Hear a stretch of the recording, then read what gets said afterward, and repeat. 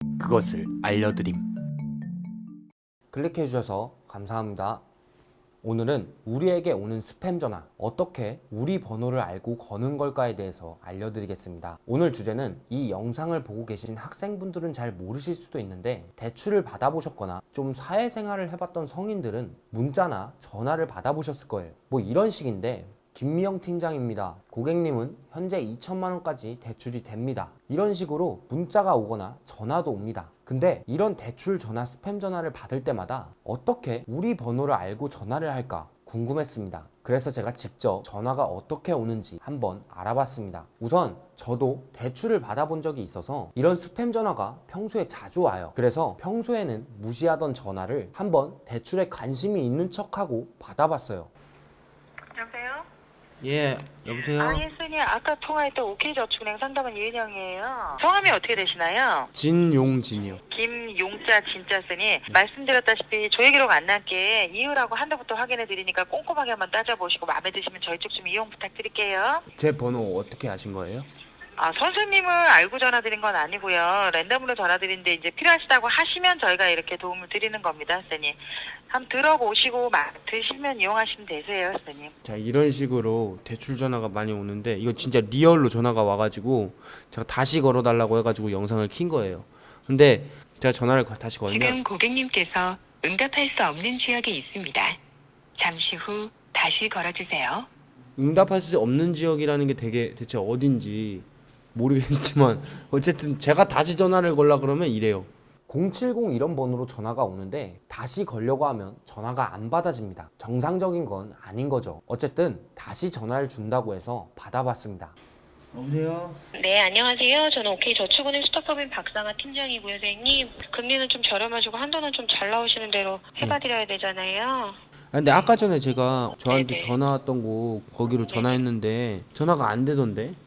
거기는 사장님 저희 해피콜이어가지고 받을 수는 없고요. 그쪽에서 전화 통화만 가능하세요. 예, 알겠습니다. 예. 네, 그러시면은 이건 제가 헬살론 쪽으로 진행을 해봐드릴게요. 다니시는 회사 상호는요? BBS 스튜디오요. BBS? 예. 민증번호 하나 넣어드렸어요.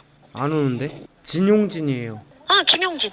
거꾸로 해도 진용진. 진?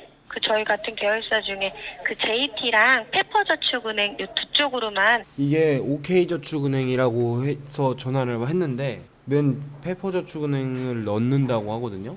지금 저한테 전화 잘못 거셨어요. 제대로 잘못 걸었네. 안녕하세요. 핸드폰에 070으로 전화가 와가지고 OK저축은행에 박상하 팀장님이라고 하셨거든요. 그런 분 없으시고요, 고객님.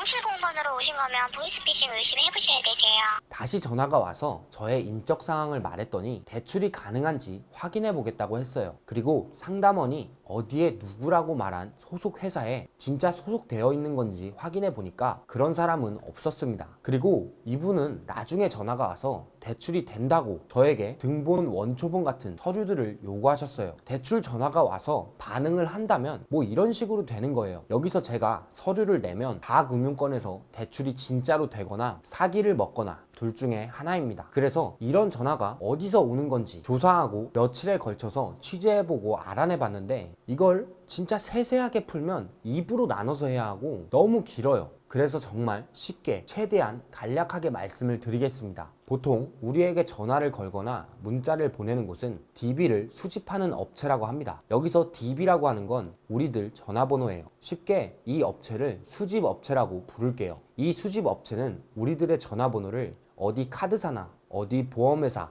이런 곳에서 해킹해서 가져오거나 브로커한테 불법으로 사옵니다. 그리고 그렇게 얻은 모든 번호에 전화를 걸어요. 혹시 대출 받을 의사가 있냐고. 바로 이 부분에서 우리에게 전화가 오는 거예요. 그리고 전화를 걸다 보면 어떤 사람은 네, 대출을 받겠습니다 라고 하겠죠. 그렇게 반응한 사람은 그렇게 말을 했던 전화번호를 어디 불법 업체든 아니면 진짜로 대출을 해줘서 수수료를 받는 중개업체든 팔아 넘기는 거예요. 그리고 이렇게 고객 정보를 사온 업체는 사기를 치던지 아니면 뭐 수수료 같은 걸 요구하던지 여러 가지로 빠지는 거예요. 이해가 되실지 모르겠는데 핵심은 스팸 전화가 걸려와서 우리가 반응이 좋으면 그렇게 반응한 사람의 번호를 어디 대출회사 같은 곳 아니면 그 어딘가에 정보를 넘겨준다는 거예요. 제가 좀 알아보니까 거의 열의 9은 이런 경우였습니다. 근데 그럼 그 정보를 사가는 곳은 또 어딜까? 그곳은 또 왜 사는 걸까 궁금했습니다. 그래서 실제로 DB를 사오는 대출회사를 수소문 끝에 찾아서 한번 들어가 봤습니다.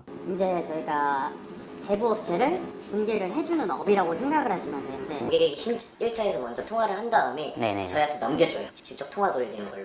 여러 군데 금융사들 상품을 다 알고 공부해야 될 필요도 좀 있겠네요. 그거는 네. 대해서는 사실 여러 개는 아니고 잘 나오는 금융사만. 일을 한다고 하면서 DB를 사오는 업체에 면접을 봤는데 자세하게 물어보니까 이 업체는 돈 주고 사온 고객들에게 진짜로 대출을 받게끔 해준다고 해요. 당연히 4금융권이고 무슨 머니, 무슨 캐피탈 이런 곳에서 그 사람이 대출을 받게 해주고 고객을 연결시켜준 대가로 무슨 머니, 무슨 캐피탈 같은 큰 회사에서 수수료를 지급받는다고 합니다. 실제로 이렇게 이 전화번호들이 우리에게 스팸 전화가 온 후 대출에 긍정적인 사람들 번호가 쭉 있었어요. DB 업체에서 돈을 주고 사온 번호들, 이렇게 고객 번호들이 쫙 있었습니다. 여기에 있는 사람들에게 전화를 한다고 해요.